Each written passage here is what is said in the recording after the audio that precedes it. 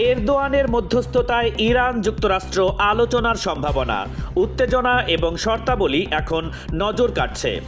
মধ্যপ্রাচ্যে উত্তেজনার মেঘ জমেছে। এমন সময় তুরস্কের প্রেসিডেন্ট এরদোয়ান হঠাৎ কূটনৈতিক উদ্যোগ নিয়েছেন। ইরান এবং যুক্তরাষ্ট্রের মধ্যে আলোচনার সম্ভাবনা তৈরি করতে চাইছেন। তবে এই আলোচনার সঙ্গে জড়িয়ে রয়েছে স্পষ্ট শর্ত এবং হুমকির মিশ্র পরিস্থিতি।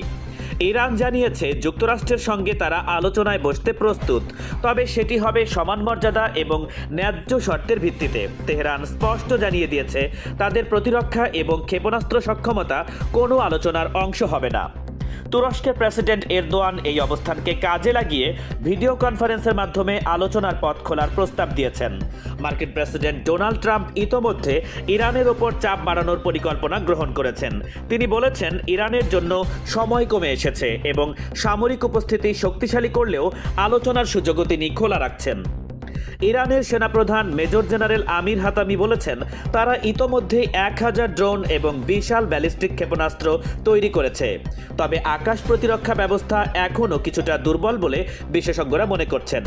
রাশিয়া এবং তুরস্ক ইরান ও যুক্তরাষ্ট্রকে আলোচনার পথে এগোনোর আহ্বান জানিয়েছে। তবে ইরানের সিদ্ধান্ত এখনও অনিশ্চিত এবং কূটনৈতিক উদ্যোগের মধ্যে শর্ত এবং কৌশলও স্পষ্ট রয়েছে। বিশেষজ্ঞরা বলছেন এই মধ্যস্থতাকারী উদ্যোগ যুদ্ধের সম্ভাবনা কমাতে পারে, তবে শর্ত এবং হুমকির মিশ্র পরিস্থিতি যে আলোচনাকে সহজ করবে তা বলা যাচ্ছে না। ইরান এবং যুক্তরাষ্ট্রের সম্পর্ক এখন সংকটময় মোড়ে দাঁড়িয়ে রয়েছে।